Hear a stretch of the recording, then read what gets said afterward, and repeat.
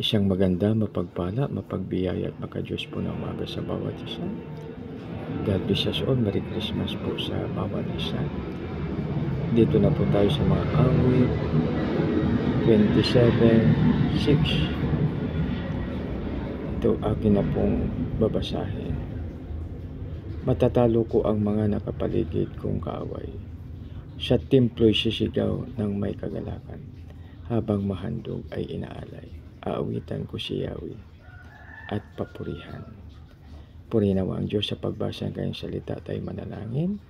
Panginoon, maraming salamat po sa iyong salita. Maraming salamat po, Panginoon, sa iyong pagpapala. Lord, maraming salamat. Sa pangalan ni Jesus namin, Panginoon, tagapagligtas. Amen and amen. Matatalo ko ang mga nakapaligid kong kaaway. Sa panahon ni Haring David, talagang kaaway ito dahil marami po siyang kaaway. Subalit sa ating panahon ngayon, yung mga pagsubok, matatalo natin lahat yon o matagumpayan po natin lahat pag tayo ay sa ating Panginoon. Dahil bibigyan niya tayo ng wisdom upang magawa natin ang pinakamaganda ayon sa kanyang gabay na tayo ay malutas o kaya ating matagumpayan ang mga pagsubok.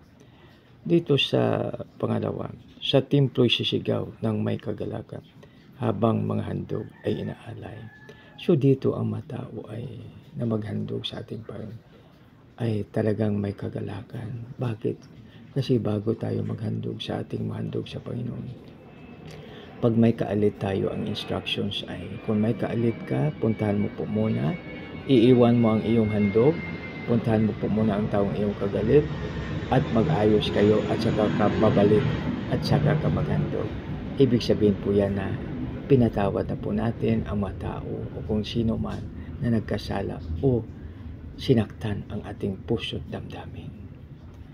Dito na po sa sunod, aawitan ko si Yahweh at papurihan. Yan. Kaya napakaganda yung minsan sama-sama tayo mag-awit para sa ating Panginoon. Mag-praise and worship po tayo. Dahil kung alimbawa mataas ang ating blood pressure, ito ay bababa.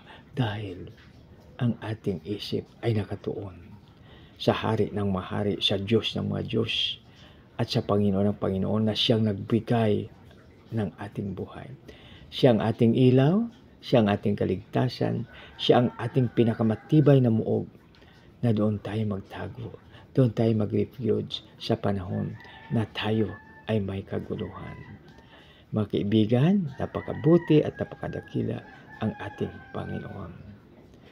Tayo na po ay manalangin. Panginoon, marami pong salamat sa iyong salita. Tulungan mo po kami, O Lord, na ito ay manatili sa bawat isa sa amin. At tulungan mo po kami, bigyan mo po kami ng lakas upang aming ma-share ang iyong salita, O Lord. Lord, tulungan mo po kami na makapalaganap na iyong salita at gamitin mo po kami, O Lord, sa makapangyarihan paraan. Panginoon, maraming salamat na ikaw ang aming ilaw, ikaw ang aming kaligtasan, ikaw ang aming pinakamatibay na buog kung saan kami magkakanlong sa oras ng kagipitan. Panginoon, maraming salamat. Sa aming dakilang Ama, ang Diyos ni Abraham, Isaac at Jacob, dinadahin po namin ito sa matamis na pangalan ng iyong anak na si Jesus, namin pa yung takapagligtas. Lahat po ay magsabi ng Amen. God bless us all.